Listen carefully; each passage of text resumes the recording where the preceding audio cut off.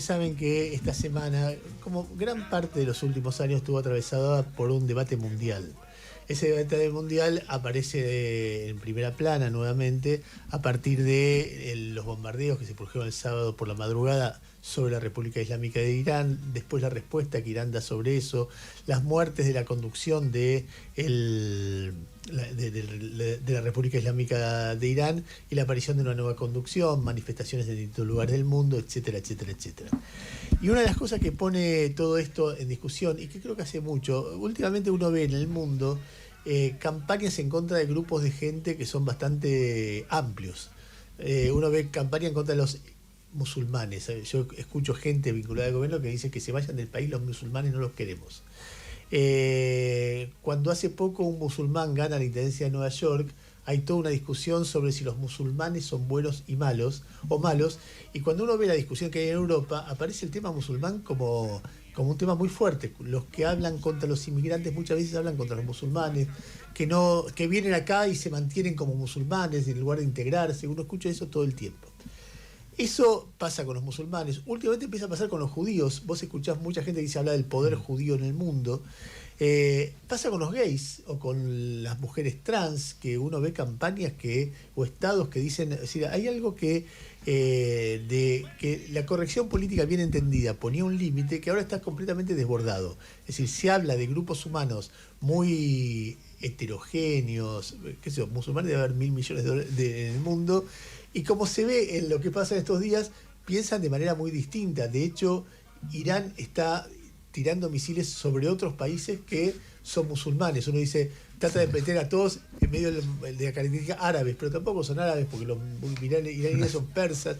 O sea, se ríe la persona que está conmigo porque debe estar cansado de escuchar brutalidades de gente que dice cosas que no tiene idea de quién está hablando.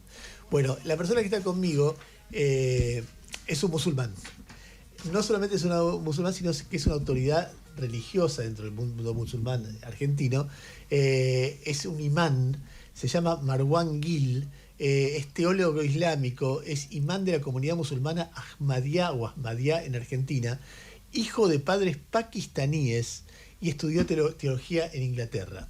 Así que, Marwan, ¿se dice tu nombre? Muy bien, exactamente. O sea, vos sos argentino. Argentinizado. Nací en Alemania, pero vivo acá ya hace una década y casi ya con el corazón argentino. Y tu idea, no quiero vulgarizar ningún argumento, Sí. pero empecemos desde el principio. Porque para mí, como judío, no solamente judío y ateo, que decir, ¿cómo judío ateo? ¿Un judío cree en Dios? Bueno, hay judíos ateos como yo. Ajá. Encontrarme con un musulmán es todo un misterio, es entrar en un mundo que no conozco. Y me imagino que para mucha gente, uno escucha a muchos judíos que dicen, los musulmanes son mis enemigos. Y vos decís que los 1.000 millones, o sea, tipos que nunca pensaron en vos, sí, porque quieren dominar el mundo. Vos te das cuenta que están entrando a Europa para copar el mundo, Europa y transformarlo Europa en todo musulmán, en todo un país, un continente musulmán y qué sé yo. Entonces te voy a preguntar varias cosas porque quiero entender. Vos naciste en Alemania, tus viejos son pakistaníes.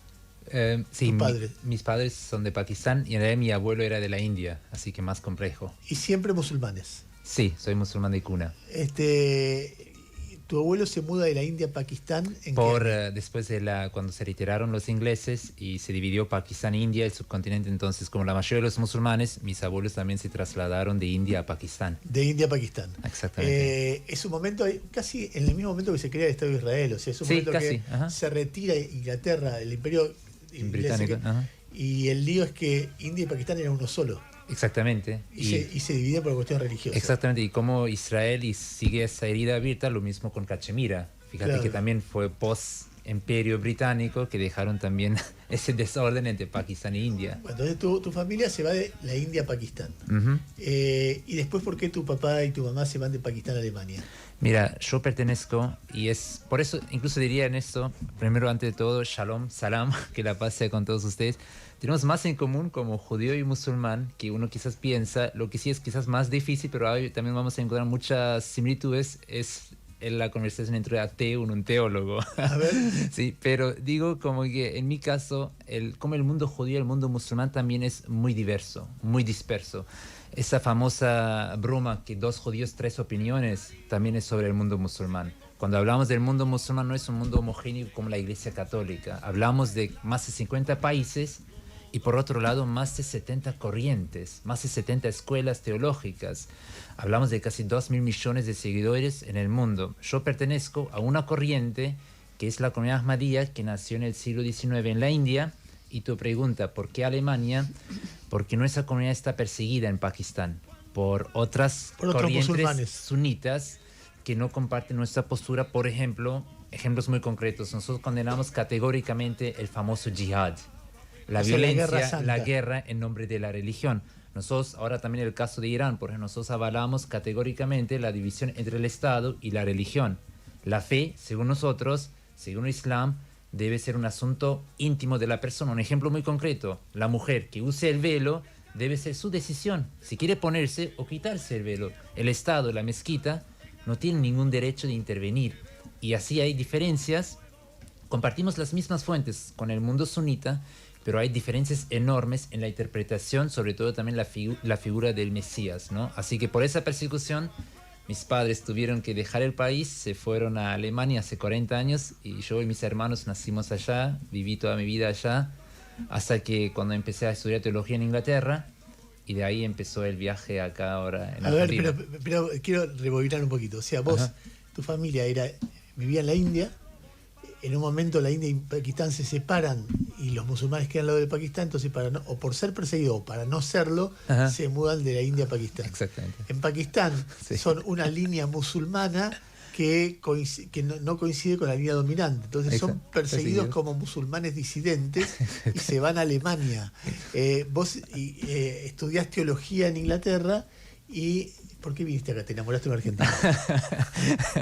Me mandaron a Argentina porque... No te enamoraste de una argentina. No, mi esposa es inglesa, así que también una combinación rara, un alemán con una inglesa. ¿Musulmana? Sí, también es musulmana de cuna y tenemos 2 hijos porteños, así que... Pero espera, ¿y tu esposa estaba en Inglaterra por qué?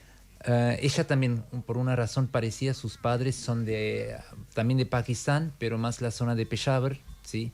Y ellos también por la persecución, porque pertenecen a la misma comunidad, entonces también se fueron por la persecución a Inglaterra. Nos conocimos allá, nos casamos y luego me mandaron a Argentina. Ahora seguimos con tu vida, pero yo quiero que me hagas un mapa del mundo musulmán. Si vos decís, porque uno piensa, hasta donde entiende, chiitas es una línea, sunitas es otro. Pero a veces ve una guerra entre sunitas y a veces ve guerras entre chiitas. ¿Tu comunidad es chiita? No, nosotros somos de la comunidad Ahmadía, que procede del mundo sunita. Compartimos las mismas fuentes, pero hay diferencias, sobre todo la figura del Mesías. Muy parecido al concepto del cristianismo, del judaísmo, sobre la venida de un Mesías en los últimos días. En el Islam también todos, y eso incluso explica también todo el conflicto en el Medio Oriente. A ver. Todos esperan un Mesías en los últimos días para de alguna forma poner orden al mundo musulmán. Nosotros somos la única corriente en el Islam que creemos que el Mesías ya vino, ya llegó. Que es el fundador de nuestra comunidad. Él proclamó, su santidad Mirza Ghulam Ahmad, la paz sea con él, él proclamó ser el Mesías del mundo musulmán. Los sunitas no lo aceptan.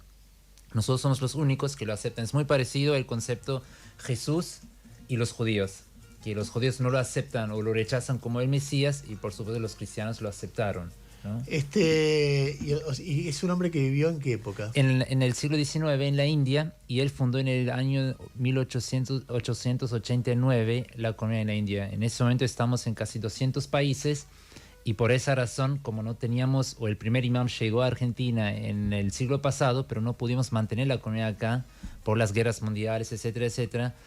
Así que luego... ¿Y por qué crees que él era el Mesías?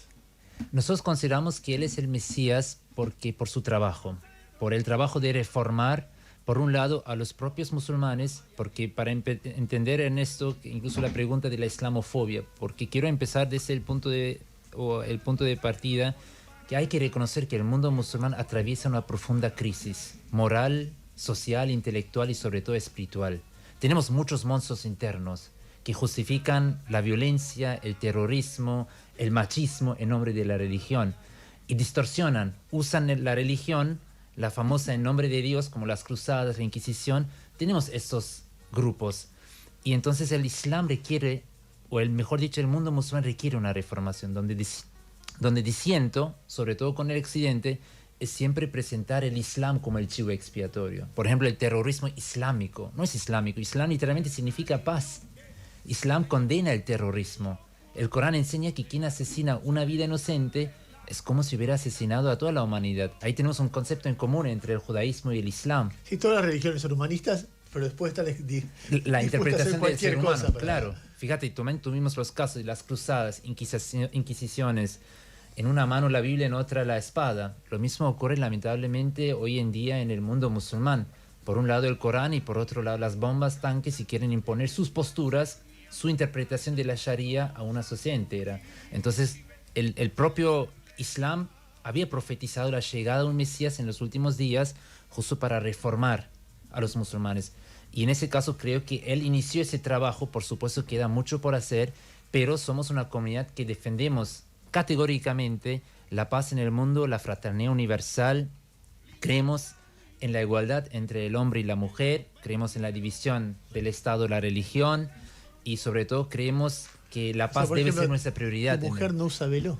Usa el velo, pero por propia decisión. Lo usa en la calle, cuando sale a la... Exactamente. Es un concepto que tenemos en común con el judaísmo, incluso la Virgen María. El velo, hay que entender que no es solamente un pañuelo y no es un símbolo de opresión. Ahora, incluso en nuestra mezquita, en la misma cuadra, tenemos una escuela de monjas. Y me río muchas veces porque cuando pasan incluso las monjas en el verano, hay un respeto hacia ellas. Nadie las cuestiona. Pobre ellas, oprimidas, esclavizadas. Se toma como aceptado por su propia elección. Pero no vemos la misma actitud ante una mujer musulmana. Es siempre, pobre ella, fue oprimida o el velo fue impuesto. Donde sí hago la crítica y donde no veo ninguna diferencia es, por ejemplo, los regímenes islámicos que imponen el velo a una mujer, como Irán, Arabia Saudita, etcétera, etcétera, o Afganistán o Talibán. ¿Por qué tu mujer usa el velo? El velo es un símbolo de pudor, de castidad. ¿Sí? Es como muy parecido, no es cualquier pañuelo o así nomás, es muy parecido como acá tuvimos hace años atrás por el aborto, los pañuelos verdes y celestes, que reflejan simbólicamente tu postura, tu mentalidad o incluso tu mirada. El velo, según el Islam, es una expresión de la mujer a la sociedad que ella no quiere que el hombre o la sociedad la cosifique. Ella es mucho más que un cuerpo, es mucho más que solamente un ser definido por su belleza corporal física. Entonces usa ese pañuelo como una muestra ante Dios y para sí misma que ella quiere vivir en pudor, en lealtad, en castidad ante Dios. Lo que sí es el punto clave, que el velo tiene que ser únicamente, o el único criterio es la propia elección, la propia decisión de la mujer. Vos sabés que justo en las vacaciones, seguramente vos lo habrás leído, hay un viejo libro de un autor francés que se llama, el autor Houellebecq se llama, y el libro se llama Sumisión. Es un libro que supone que en 1926 Francia iba a ser dominada por un partido musulmán. Y hace toda una búsqueda respecto de eso. Y en un momento el protagonista habla con un líder musulmán que le explica el tema del velo y del matrimonio acordado.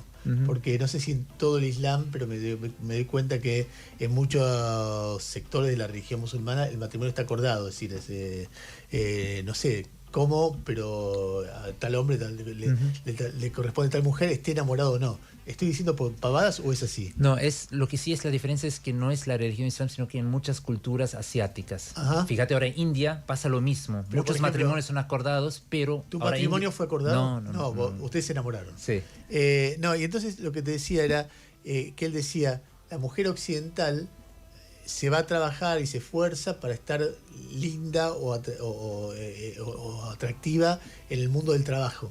Y después vuelve a su casa cansada y ya para su hombre no tiene nada que darle. En cambio, la mujer musulmana, eso decía en el libro, por ahí es una taradez total. La mujer musulmana se pone el velo, no se expone a los demás, y cuando llega su marido, toda su belleza está exclusivamente para su marido. ¿Hay algo de ese razonamiento? En el sentido de que el Islam sí enseña que la mujer cuando entra a la vida pública, o en teoría con las personas que puede casarse, entonces tiene que ponerse el velo.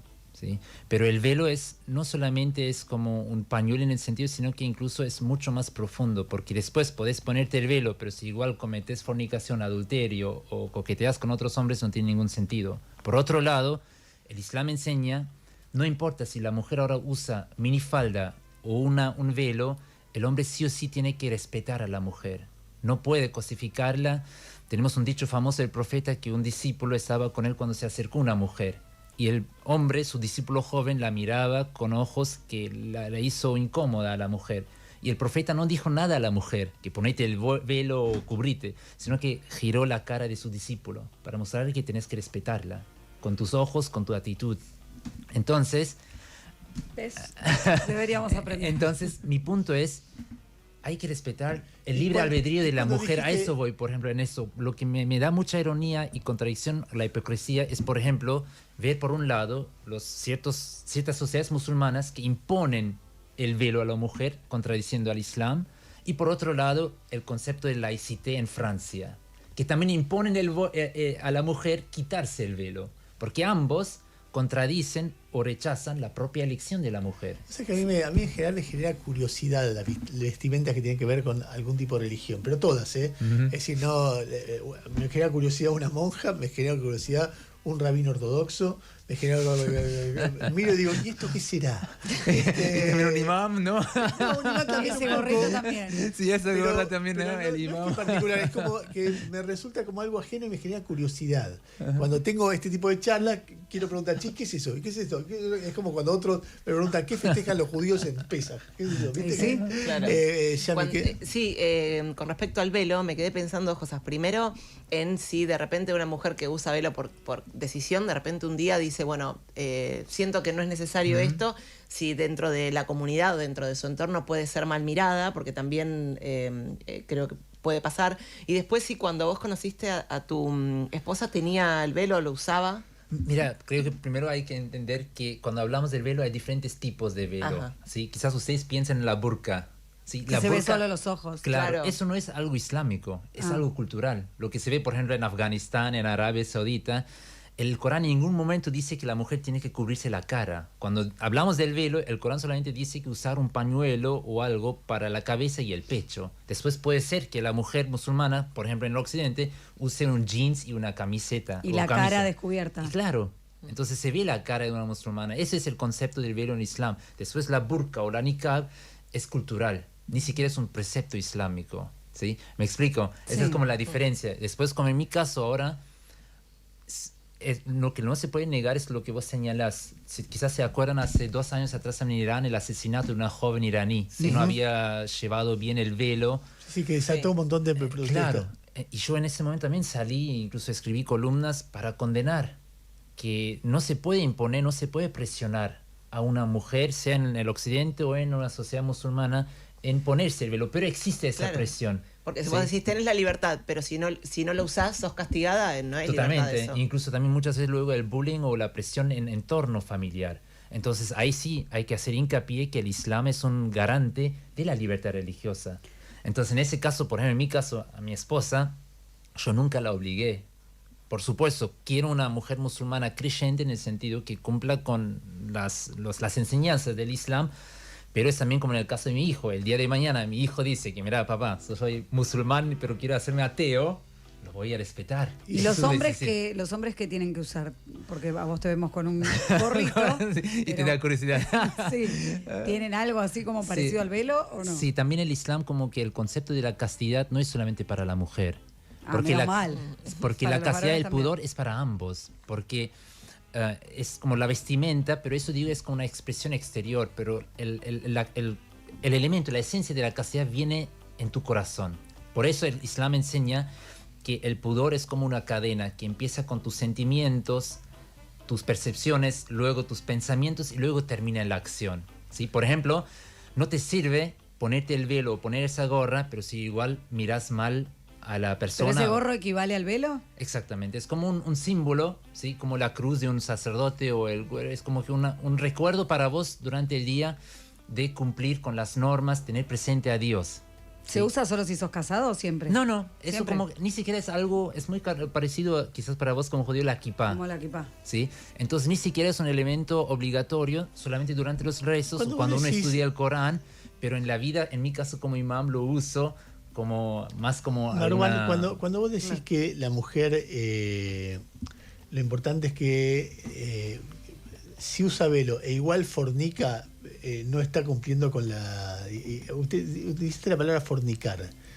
¿A qué te referís? ¿A tener sexo? ¿A qué...? Sí, incluso cometer actos de inmoralidad o tener relaciones fuera del matrimonio. Fíjate que el Corán o el velo... ¿Eso vale para hombres y mujeres? Sí, totalmente, para ambos. Islam, todos sus mandatos no se hace ninguna distinción por género. Pero hay otra pregunta. ¿Y existe la posibilidad de que antes de casarse vos tengas una novia, tengas relaciones sexuales antes de casarte, No, es según el Islam... cambies de novia? No, es todo después, o las relaciones íntimas se permiten solamente después del matrimonio. Eso sí, ahora te permite el Islam conocer a la persona. Pero, según el Islam, el criterio de conocer a la persona no significa tener la intimidad.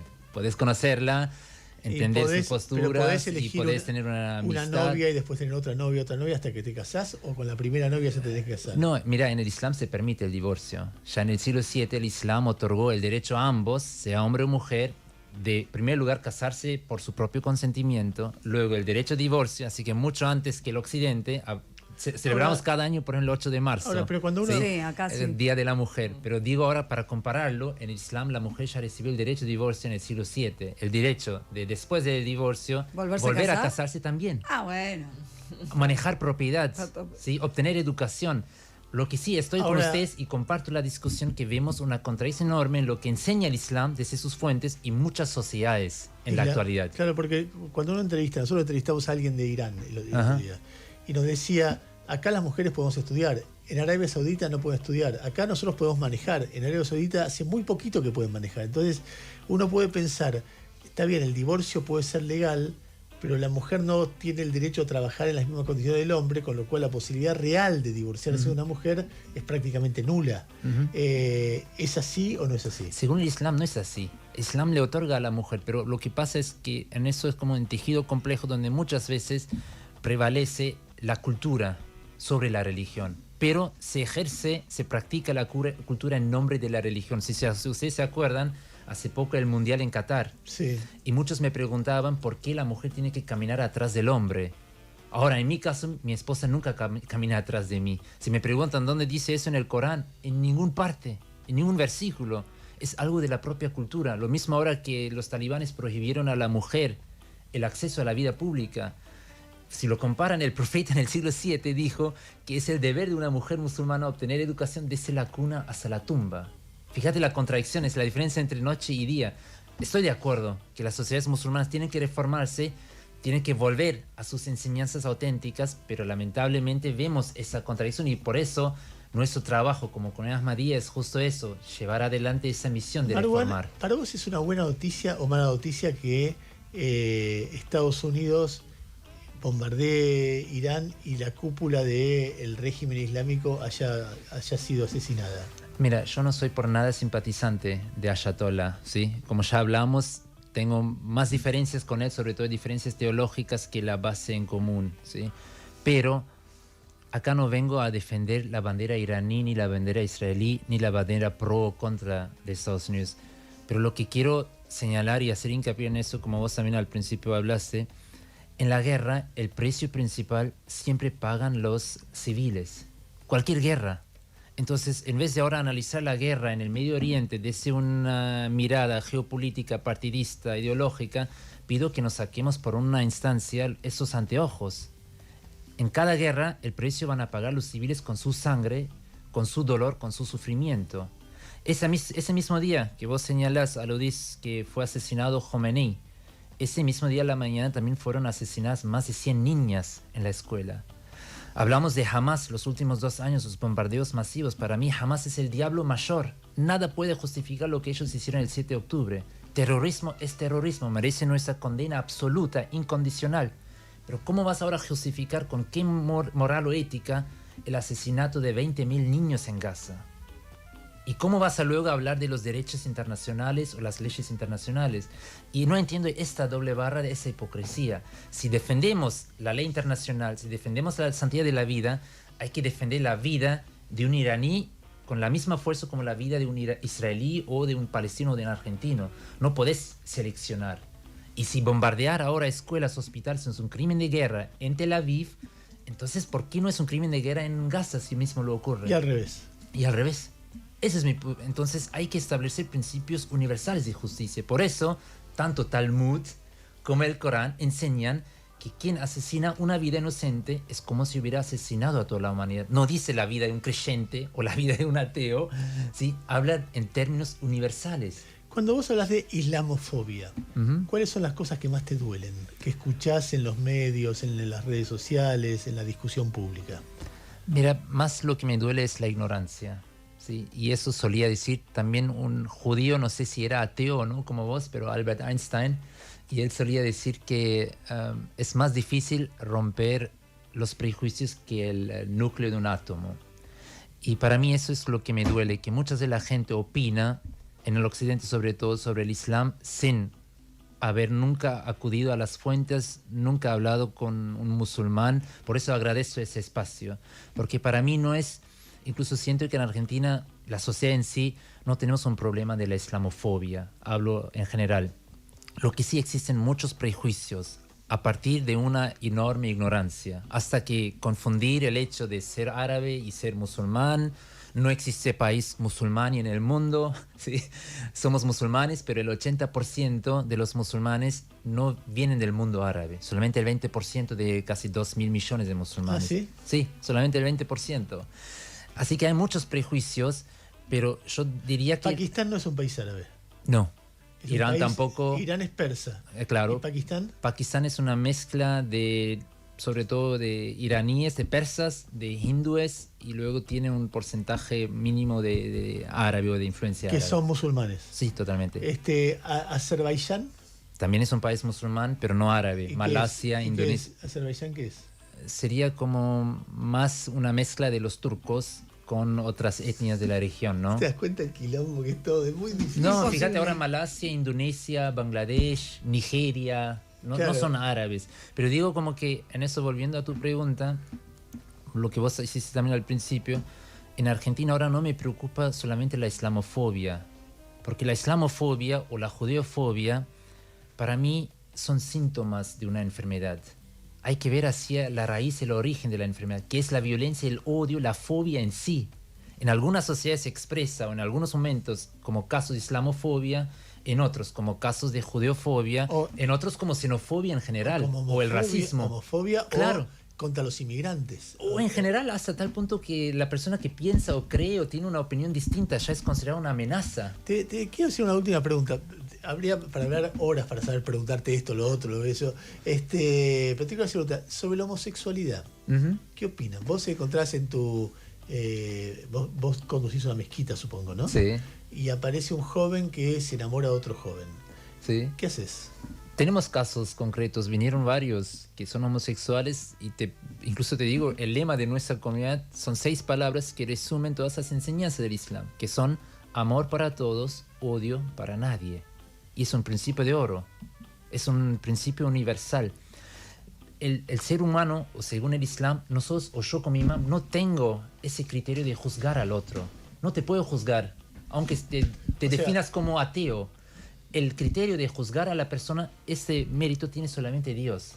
Nosotros, mi trabajo es solamente explicar las enseñanzas del Islam. No soy un intermediario. Está bien, ¿y qué hablas con ellos? Si Con hablas ellos, él, algo específico. por ejemplo, le voy a explicar o le expliqué, si me preguntan sobre el concepto de la sexualidad, porque no es solamente homosexual, incluso lo que hablamos, por ejemplo, las relaciones fuera del matrimonio. El Islam enseña que, por supuesto, Dios ha creado la sexualidad y es una manera de expresar tu amor. Creemos también que Dios ha creado al hombre en pareja con la mujer.